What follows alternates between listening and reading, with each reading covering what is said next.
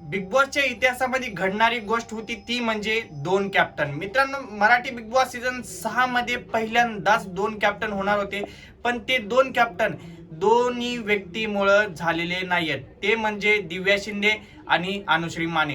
मित्रांनो, सगळ्यात महत्वाची गोष्ट म्हणजे ही की ह्यावेळेस दोन कॅप्टन होणार होते आणि हे दोन कॅप्टन हे जे संचालक होते त्यांच्या सहमतीनं होणार होते.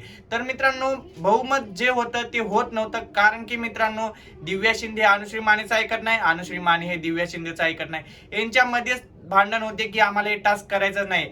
जर ह्यांना दोन कॅप्टन बनवायचे नव्हते तर मग ह्यांनी टास्क का खेळू दिला, का मेहनत वाया घातली ह्या प्लेअरची, सगळ्या बाकीच्या कॉन्टेस्टंटची मेहनत जी आहे ना ते वाया का घातली, हे सगळं प्रश्न मित्रांनो दिव्या शिंदेला आणि अनुश्री मानेला सगळेजण विचारतात. पण सगळ्यात मेन गोष्ट म्हणजे जर ह्यांना संचालक बनवलं नसतं तर दोन कॅप्टन झाले असते का? तुम्हाला काय वाटतं ते कमेंट करून नक्की सांगा.